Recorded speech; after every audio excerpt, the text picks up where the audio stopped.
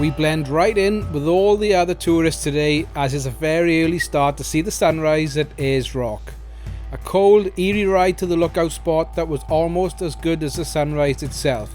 There is definitely something special about the Outback Golden Hour. Then, as Russell Coit once said, it's time to hit the road.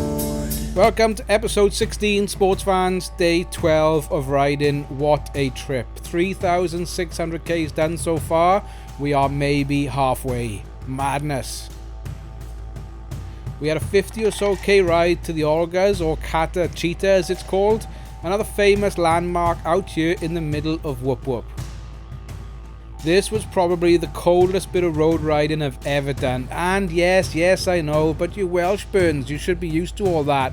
Well, I ain't, and it was kin cold. Well, we made it to the Olgas, and I'm not gonna lie, it is freezing. That was a pretty cold. That was a pretty cold 45 Ks. That was. Whoa. What do you reckon it is? Like 5, 6? I don't want to know. That's cold. From 32 degrees in the desert to like 5 degrees in the middle of Australia. Whew. Let's go and have a look at this. Last time I was here was probably 20 years ago. Hasn't changed much.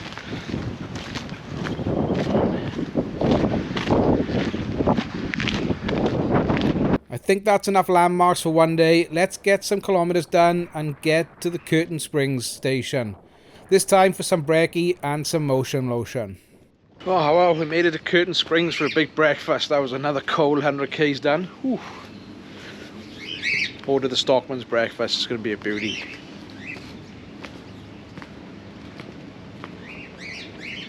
A very romantic breakfast. This'll do. Alright, just leaving Curtis Springs station. And that's it for the bitumen. We're going to do 240 Ks or 260 Ks or something of dirt now to get to the Stewart Highway, to a roadhouse there to stop for the night. What's the time? Just after 11. Just after 11. We'll see what time we get there. The girl wasn't very didn't have much good news about the state of the road, so we'll see how we go. Now there's two ways to get to the South Australian border from Curtin Springs.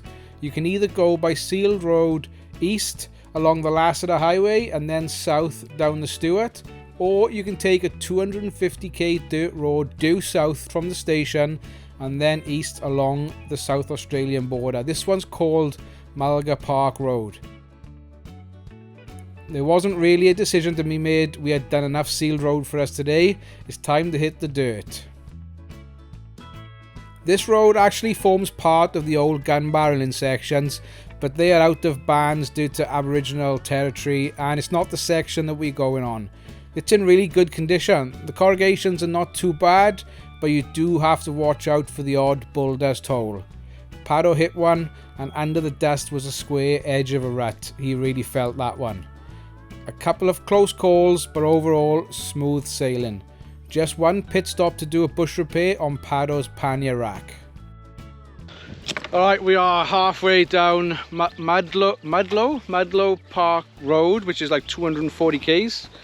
Just having a bit of a break and doing some mods to the bike, well, the Paddo's bike anyway. So his pannier top rack box thing is wearing through the underneath of his bag. So found something on the side of the road, and he is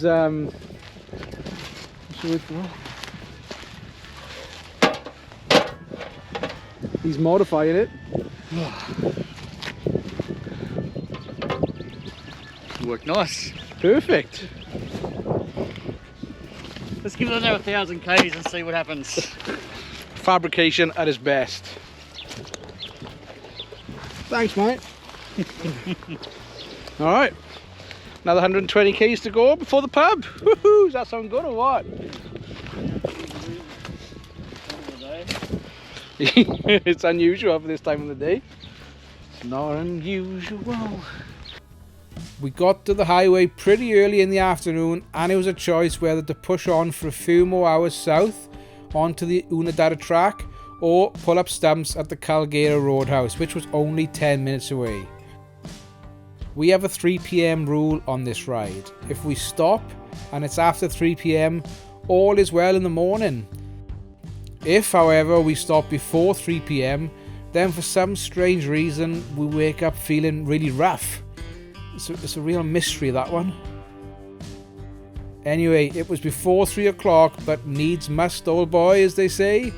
Time to hit the boozer, otherwise known as the Kulgera Roadhouse. I pull up to the petrol bowser just in time to witness the main event of the afternoon, watching Paro dismount his motorcycle.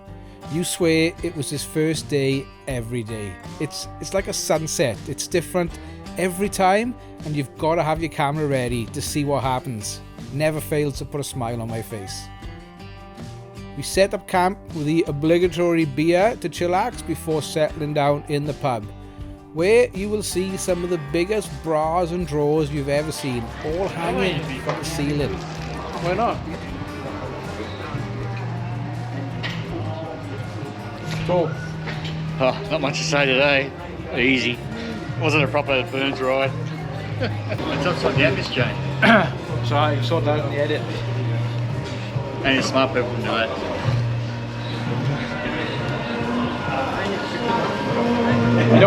Oh well, the end of another successful day. Cheers, buddy. Cheers. How was that for you? Not too bad. A bit too easy. I think it's a trap. Too easy? Yeah, something's not right. There was still 460 Ks.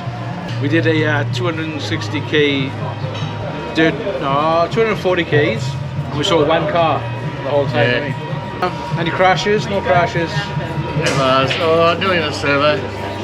Paro can't dismount his bike very well. But other than that, all good. So we are pretty much at the South Australian Northern Territory border on the Stewart Highway. Tomorrow we cross the border down to Unadilla for tomorrow night. Another pub, the Pink Roadhouse, the famous Pink Roadhouse. Alright. We will see you in the morning. Cheers.